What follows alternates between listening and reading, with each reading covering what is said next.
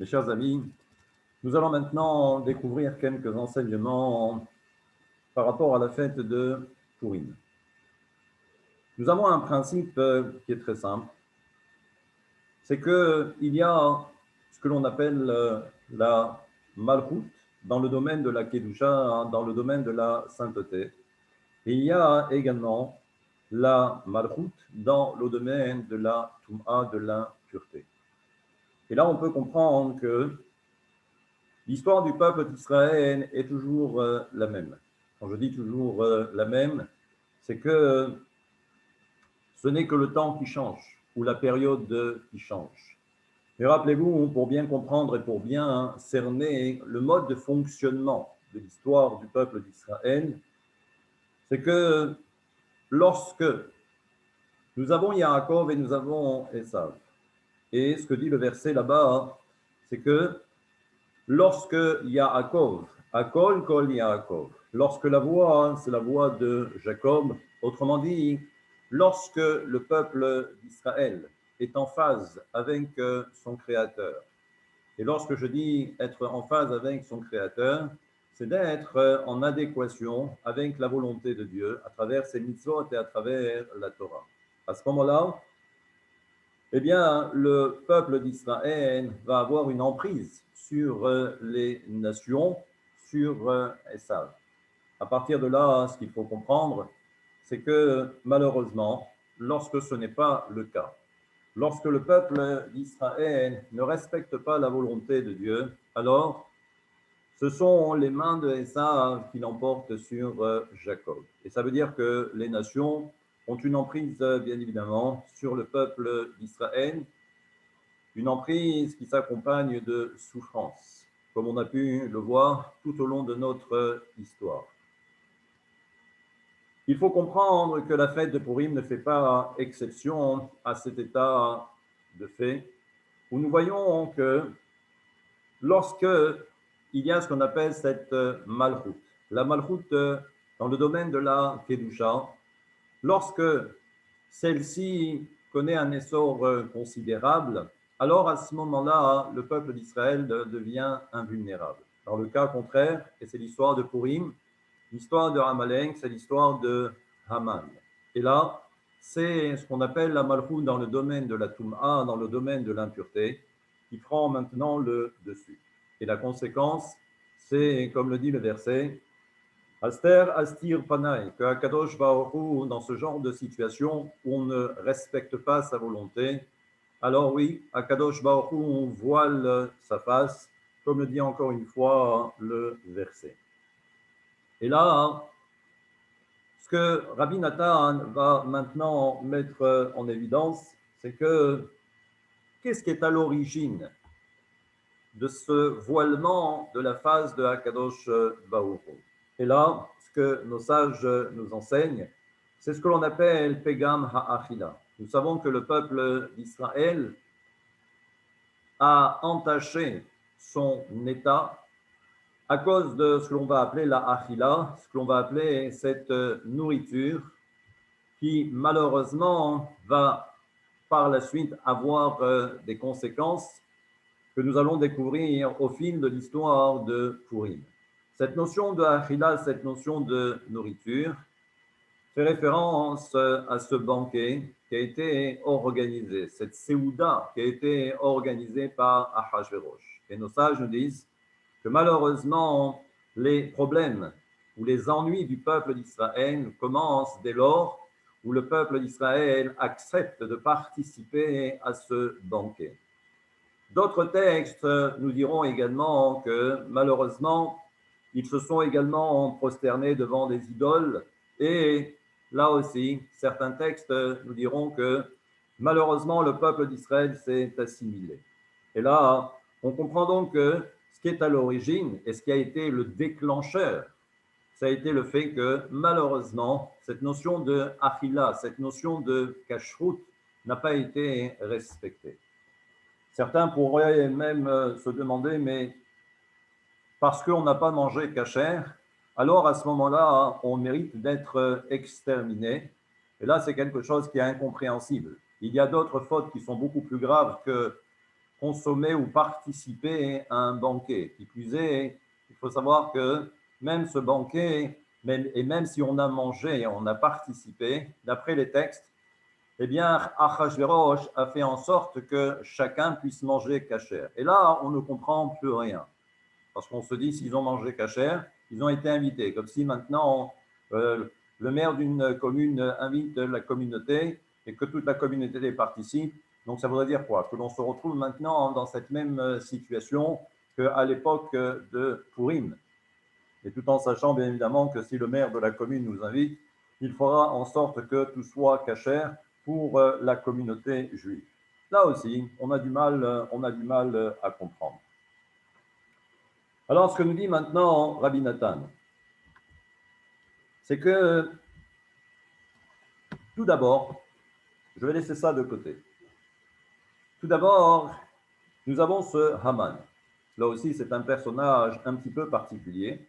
Et on verra tout à l'heure que Haman est beaucoup plus puissant que Pharaon. Et pourtant, Pharaon nous a fait souffrir. On n'a vu que 210 ans d'esclavage. C'est quelque chose qui est long.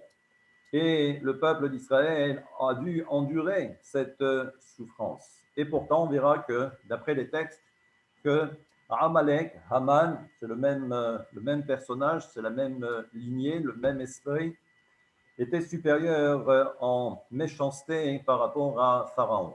Et là, tout d'abord, on va comprendre maintenant que on nous dit que ce fameux Haman décide de faire ce qu'on va appeler un tirage au sort. D'où la notion de Purim, le Goral, ce qu'on appelle le Goral. Et il va choisir une date, du moins, si c'est un tirage au sort, donc on ne choisit pas. Et là, on comprend que le mois qui intervient pour exterminer, parce que la volonté de Haman était bien évidemment d'exterminer le peuple d'Israël. Donc il choisit une date, et la date tombe, et c'est le mois de Hadar. Ça tombe bien, parce que le mois de Hadar, toujours dans l'esprit de Haman, c'est que il ne faut surtout plus que le peuple, ou surtout pas, que le peuple d'Israël puisse bénéficier d'une protection, quelle qu'elle soit. Parce que pour exterminer le peuple d'Israël, eh bien, il faudrait d'abord que Akadosh Baruch Hu ait oublié le peuple d'Israël, mais également, indépendamment de Dieu, il y a également des émissaires, comme par exemple un Moshe Rabbeinu, qui a toujours été là pour préserver et protéger le peuple d'Israël. Qu'est-ce que fait Haman? Haman dit, mais c'est très simple, le mois de Hadar, c'est parfait.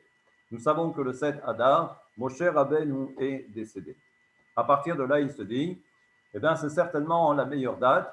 Moshe Rabbeinu, donc le protecteur, le grand avocat du peuple d'Israël, n'est plus. À partir de là, eh bien, Haman considère que pour lui, c'est tout bénef, parce que maintenant, il va pouvoir mettre à dessein eh bien, cette volonté de détruire le peuple d'Israël. Et rappelez-vous, et d'ailleurs c'est assez surprenant, c'est que les anciens nous disent que Kippour, Kepourim, que Kippour c'est comme Pourim. Et là on se dit, quel est le rapport entre Pourim et Kepourim, si ce n'est que on entend Pourim, Kippour, c'est à peu près pareil.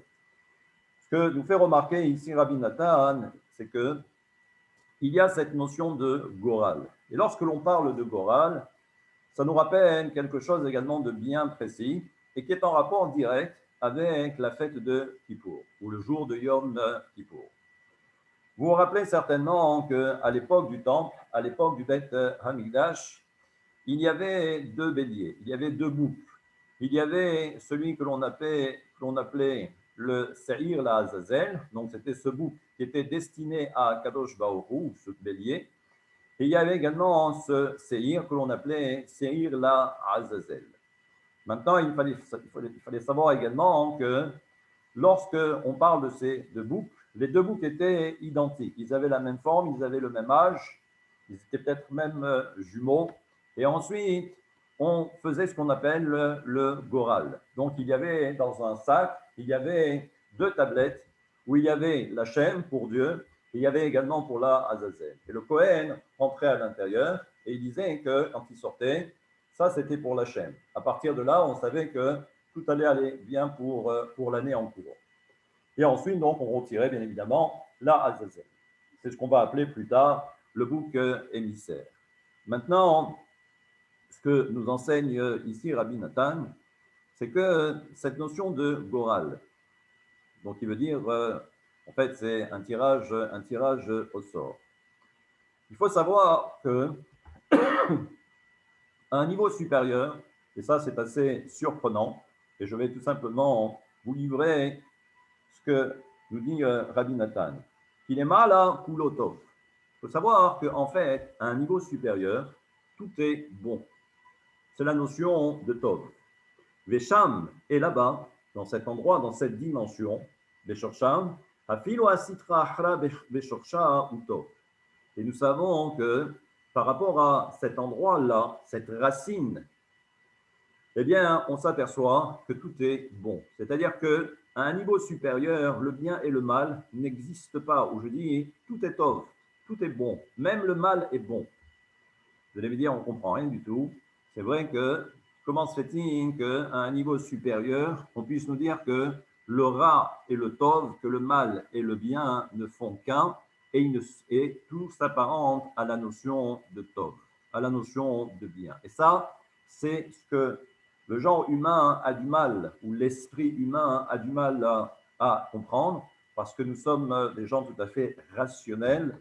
Et lorsque l'on fait référence justement à cette notion de rationalité qui demande à l'intellect de bien comprendre, de faire le choix entre ce qui est bien et ce qui est mal, on nous dit qu'à un niveau supérieur, en fin de compte, tout est tov.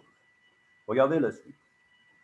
Et il dit en fait, c'est que à ce niveau supérieur, eh bien, le bien et le mal ne font qu'un, ce n'est que du tov, ce n'est que du bien. Ensuite, lorsque ça descend, nifradim, c'est là où les choses se séparent. Les yamin, les small. Il y a le côté droit et il y a le côté gauche. Chez M, Sitra, Digdusha, et Sitra, Achra. Et donc, comme si en fin de compte, eh bien, les choses se séparaient. D'un côté, il y a la Kedusha, la sainteté, et de l'autre côté, il y a ce qu'on va appeler la Sitra, Achra, l'autre côté, autrement dit, les forces du mal. Velemala, Nishpa, Shefa, Haim, Tamid. Et que de cet endroit, de cette fameuse dimension, c'est de là-bas que découle cette notion de vie. Sheum Kulo Tov. Et là-bas, c'est que du bon, c'est que du bien. Et là, ensuite, lorsque cette lumière descend, lorsque ce shefa, lorsque cette abondance descend de ce niveau aussi élevé, ensuite, il faut que cette lumière arrive et il faut être capable d'accueillir cette lumière à travers ce qu'on va appeler un keli. Un keli, c'est-à-dire un réceptacle. Les kabel achayut, parce qu'il faut récupérer maintenant cette vitalité. Chez Zenaase aliede esek Torah. Et ce qui fait toute la différence, c'est l'étude de la Torah. Chez Uberinat yamim ou midot. Et ça, c'est ce que l'on va appeler les yamim, les jours, et également les midot, les traits de caractère. Petite parenthèse, on fait référence ici à cette dimension qui est la dimension du temps et de l'espace. On l'a bien compris. On fait référence aux 6 séphirotes que l'on appelle le Zer Anpin et la 7e séphira qui serait donc bien évidemment Shabbat. Donc les 6 plus la 7e qui est la séphira de Malchut. Et c'est à partir de là que l'on voit apparaître Yom Echad, Yom Sheni, Yom Shlishi et ainsi de suite. Premier jour, deuxième jour, troisième jour de la création pour arriver jusqu'à Shabbat. Et c'est là aussi où apparaît donc la notion non seulement des jours, mais également les traits de caractère. D'ailleurs, c'est pourquoi les 6 séphirotes, les 7 séphirotes, pardon, sont appelés également des midot. Et on comprend que c'est dans ces kelim, c'est dans ces réceptacles que l'on va maintenant recevoir cette lumière. Et lorsque il n'y a plus d'études de Torah, Haz Shalom, Azai, Nichneset, Haz Shalom, Asitra, Achra. Alors cette lumière qui provient encore une fois d'un niveau très élevé, au lieu de descendre dans son réceptacle qui est celui de la Torah, eh bien à ce moment-là, la lumière arrive dans le réceptacle des forces du mal. ומקבלת החיות הנשפע מלמעלה בבחינת תחת עבד כי ימלוך. Et là aussi, malheur Malheur à ce serviteur qui lui va maintenant gouverner. C'est un verset. Et on comprend Beshifra. Et on comprend Ve'agora l'ubrinat alma deati. Et nous savons que, comme nous l'avons dit précédemment, c'est que cette notion de goral, le goral, donc encore une fois, c'est ce tirage au sort. Mais il faut savoir que chaque fois que dans la Torah on emploie des termes qui sont bien particuliers, bien spécifiques à la situation, il faut savoir que le Goral fait référence à Alma Deati, c'est le monde futur, c'est le monde à venir. Et là, qu'est-ce que nous dit donc Rabbi Nathan?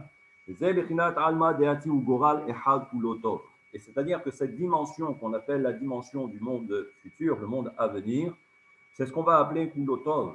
C'est une dimension où il n'y a que du bien. Hisham ou Bechinat Kulotov, Kulo Ehad. Et là-bas aussi, c'est ce qu'on va appeler Kulo Ehad. Tout n'est qu'un. Ben Shumra, et le mal n'existe pas, Klal. Ulmata, Misham Ifradim Mishne Goralot. Et c'est de là-bas que ensuite ça descend, et là, ça se sépare en deux.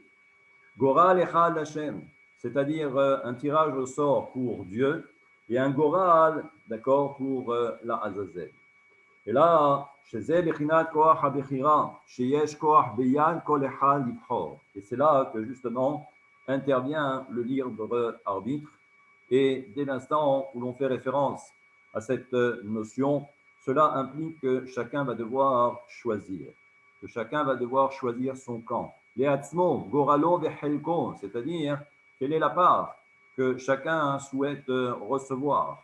Est-ce que c'est une part dans le domaine du Tov ou malheureusement quelque chose qui s'apparente au Ra? Donc c'est chacun ce qu'il va devoir recevoir en fonction de son désir et de sa volonté et de son choix.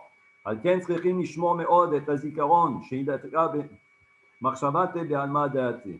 למטה, מבחינת הימים, מבחינת עולם הזה, קשה מאוד וכבד על האדם לבחור בגורל הטוב נחמה, ששני הדרכים נתונים לפניו, וגם אפשר לטעות לפעמים חס ושלום.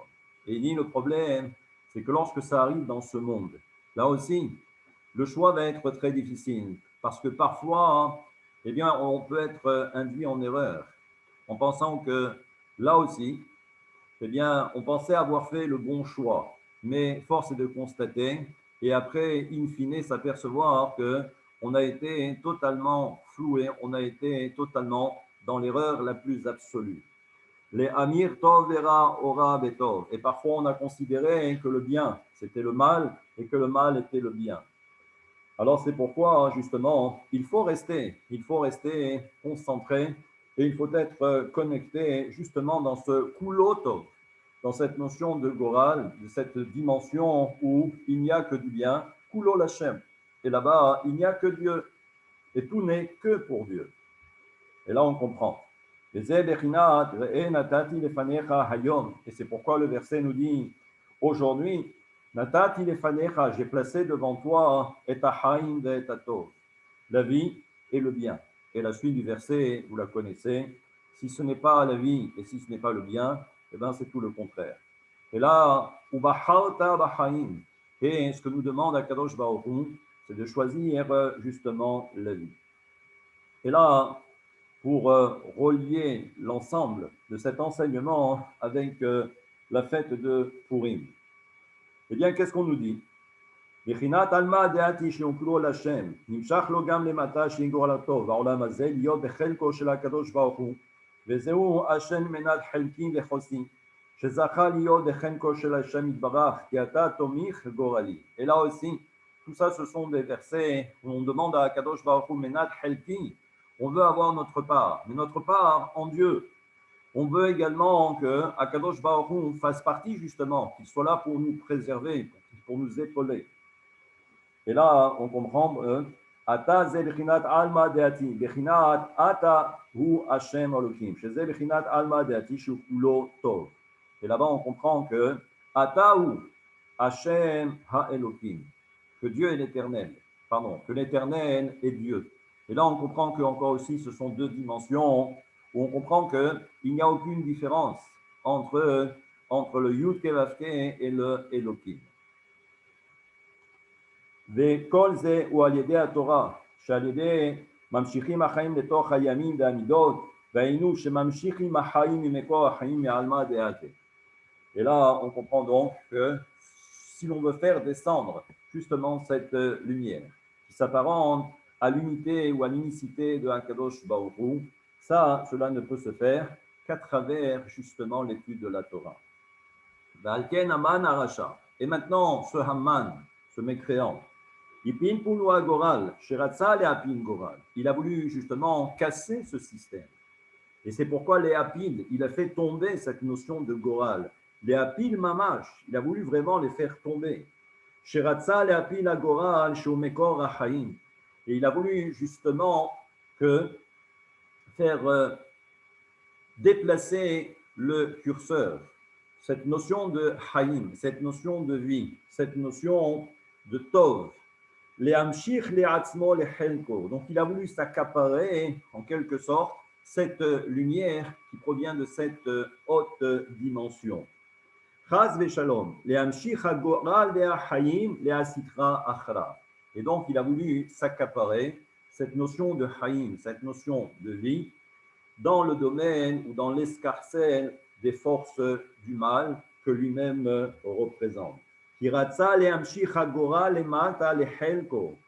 c'est ça tout le principe. Et donc, il s'est dit que tout cela ne pouvait intervenir et ne pouvait se réaliser que pendant le mois de Hadar, là où Moshe Rabbeinu est mort. Le seul problème, c'est que eh bien, ce monsieur Haman a oublié que la particularité de Moshe Rabbeinu, c'est qu'il est né et il est mort le même jour. Et donc, ça veut dire que le 7 Hadar, c'est également la naissance de Moshe Rabbeinu. Mais Sabar, chez Nidbaten Koach HaTorah. Et il s'est dit donc, si toute la force du peuple d'Israël, pour garder cette lumière qui provient de cette dimension, la dimension du Tov, ou Kulo Ehad, cela ne peut se faire que grâce à l'étude de la Torah. Et donc, c'est pourquoi il s'est dit, eh bien, Moshe Rabbeinu, qui lui, c'est celui qui était à l'origine de cette Torah, qui a donné la Torah, qui a transmis la Torah au peuple d'Israël, s'il n'est plus, alors à ce moment-là, il est sûr et certain que je vais pouvoir accomplir tous mes desseins et ainsi récupérer cette lumière à mon profit pour les forces du mal. Et c'est de cette façon que je anéantirai tout le peuple d'Israël. Aval Behemet Mordechai Shaya Gamken Bechinat Torah. Mais nous savons aussi que Mordechai, c'est celui qui représente la Torah. Ayalo Koach Legalot Astarot. Et il avait la force justement de dévoiler tout ce qui était caché. Veleachnio Velotzi Mimenu Kol Enikato Shianak Magdusha Velason Mize Torah Hadasha. Et ce que Haman n'a pas compris, c'est que Mordechai, c'est celui qui a été capable de dévoiler une nouvelle Torah en récupérant tout ce que les forces du mal nous ont dérobé. À partir de là, on comprend que, rappelez-vous le principe des Netzutzot, le principe des étincelles divines. Les forces du mal récupèrent ces étincelles. Et tout le travail, c'est de récupérer ces étincelles. Lorsque ces étincelles retrouvent leur emplacement d'origine, alors à ce moment-là, c'est comme si on était capable de dévoiler une nouvelle Torah. Et ça, Mordechai, qui représente justement ce Koach, cette force, c'est lui qui a eu la possibilité par la suite, et on avait vu que toute l'histoire de Purim, c'est comme s'il venait de recevoir pour la première fois la Torah. Et là, on comprend que tout ça, c'est grâce à Mordechai. Et d'ailleurs, c'est pourquoi le verset nous dit c'est-à-dire qu'ils nous ont volé, les forces du mal nous ont dérobé. Justement, toutes ces étincelles divines, il va falloir maintenant qu'elles vomissent ce qu'elles nous ont dérobé.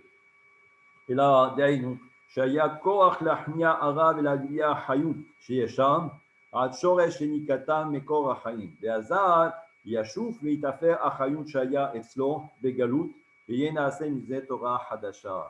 Et là, on comprend donc qu'il y a tout un stratagème. On voit que ce fameux Haman a bien compris qu'il y a une situation. Et cette situation, c'est que Les forces du mal veulent en profiter. Lorsque, encore une fois, la séphira de Malchut, ou Malchut d'Igdusha, se trouve malheureusement en bas, eh bien, le peuple d'Israël n'a plus aucune puissance, n'a plus aucun pouvoir. Et c'est là où le peuple d'Israël se rend fragile. Et là, les forces du mal peuvent ensuite intervenir. Et on voit que même dans ce genre de situation, Akadosh Baruch Hu veille sur le peuple d'Israël. Et là, on comprend. Et on voit que chaque génération, et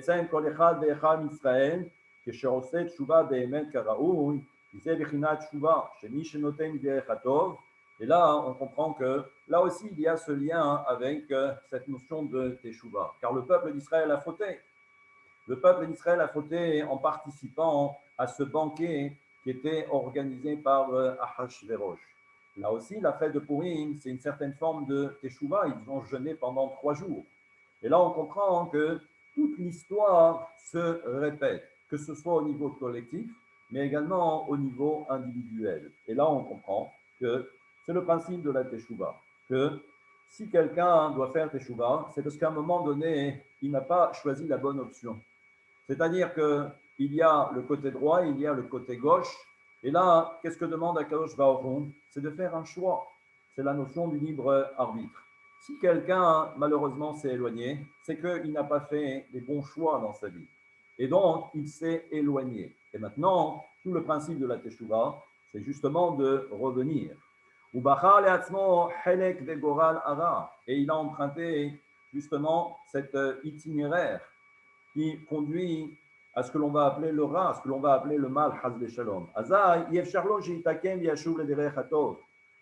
Et donc, la seule façon de revenir sur le droit chemin, synonyme de Tov, ce n'est que par l'intermédiaire de la Teshuvah. Et là, ce que nous dit Derech Haggav en passant, Rabbi Nathan, c'est ce qu'on appelle la notion de Shabbat. C'est ce qu'on appelle Alma Deati, c'est le monde à venir, le monde futur. Kamouva. Donc, chez Umukhrach, l'istaref, l'ivachem, b'derech haou, shalach bo, מבחינת תשובת המשקל שמובא לאל דהיינו, שהוא מוכרח לשום וללך ולהיות בכל אותם הדרכים הרעים שהיה בהם מקודם. Et là, ce que nous dit également Rabbi Nathan, c'est que si quelqu'un doit faire Teshuvah, il doit repasser exactement par les mêmes endroits où malheureusement il a frotté. Les shaber ta'avato. Et là aussi, c'est quelque chose de très important parce que on ne peut pas faire Teshuvah si on ne prend pas conscience qu'il y a certaines choses qui vont devoir véritablement changer. Et là, ce qui est le plus compliqué, c'est ce qu'on va appeler les ta'avot. Les ta'avot, ce sont les plaisirs qui conduisent l'homme à commettre beaucoup d'erreurs. Et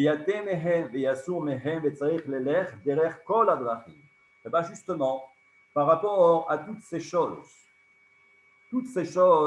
qui font référence justement à cette notion de plaisir ou de désir, qui sont à l'origine, encore une fois, de toutes ces erreurs, eh bien, l'homme est obligé de repasser par là et prendre conscience que ce n'est qu'en repassant par ces mêmes endroits-là que l'homme va savoir s'il a fait véritablement Teshuvah. Et אם הדרך שורש שני הדרכים, ששם כולו טוב ומשם והלאה, נתפסים הדברים שלנו.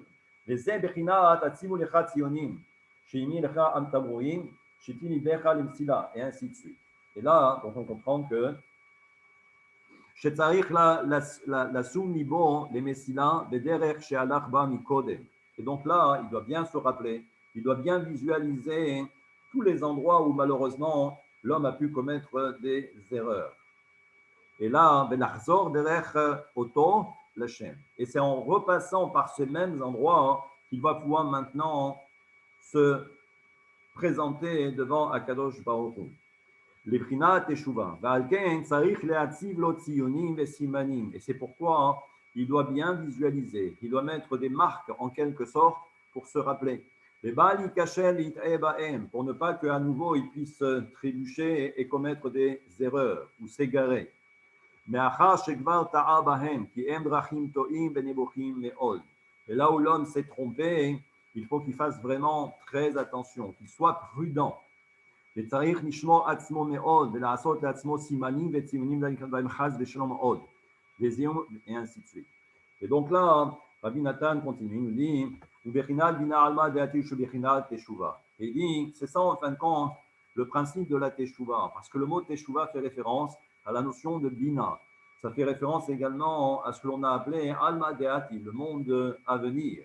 Et ça veut dire que c'est là-bas où, à partir de là, lorsqu'on a fait une véritable Teshuvah, on s'aperçoit qu'il n'y a qu'un seul derrière. Le seul derrière, c'est Kulo Tov. Mais il faut y parvenir. ואז נקרא תשובה, ששם שבים וחוזרים כל הדברים לשורשם, כי שם הוא כולו טוב. Et lorsque la personne repasse encore une fois par tous ces endroits et arrive à remonter pour arriver jusqu'à l'origine de chaque chose, il va vite s'apercevoir que dans cet endroit qu'on appelle le monde à venir, ou le principe de la Teshuvah, là-bas, kulo tov. Et même toutes ces choses qui étaient négatives au niveau de l'homme, parce qu'il a pu commettre beaucoup d'erreurs, là-bas également, cet ensemble, toute sa vie, s'il a fait Teshuvah, même ces choses, malheureusement, qui étaient négatives, eh bien, vont finir par, à nouveau, eh bien, se retrouver dans ce fameux kulo tov. והכלל, שעיקר בחינת השבעה צריך להשיב ולהחזיר ולעלות, גם הדרך השמאל. Il dit le principe de la Teshuvah, c'est que même ce côté gauche, ce qu'on va appeler le chemin, ce chemin gauche, il dit que même ce chemin, il faut le faire remonter. Chemin gauche qui fait référence à toutes les fautes. וזה נעשה על ידי ששב והולך ועובר באותם הדרכים. כי על ידי זה מעלה החיות משם, דהיינו ניצוצות הקדושות שנפלו לשם על ידי עוונותיו. Parce que la seule façon de récupérer toutes ces étincelles qui sont tombées dans le domaine des forces du mal à cause de nos fautes. Donc ça veut dire qu'il va falloir repasser par ce même chemin pour récupérer eh bien, tout ce que l'on a semé, et il va falloir récupérer ces étincelles. Mais il faut les faire remonter à leur point d'origine. Et c'est ça le principe de la Teshuvah, revenir vers. Et lorsque l'homme a été capable ensuite, après avoir traversé tous ces chemins obscurs, synonymes de faute et de transgression, alors,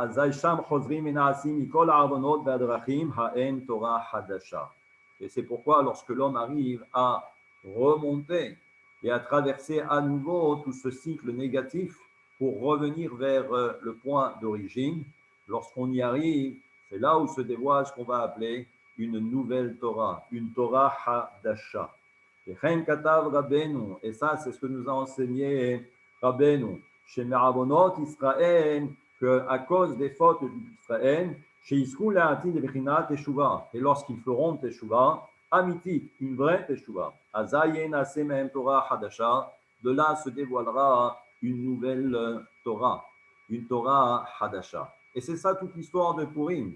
On a fauté, on est tombé, mais par le même endroit où on a fauté, à ce moment-là, le peuple d'Israël est revenu vers son Créateur, et c'est pourquoi on a eu droit à une Megillah qui s'apparente à cette Torah, une nouvelle Torah, un rouleau, comme le rouleau de la Torah, mais là c'est la Megillah.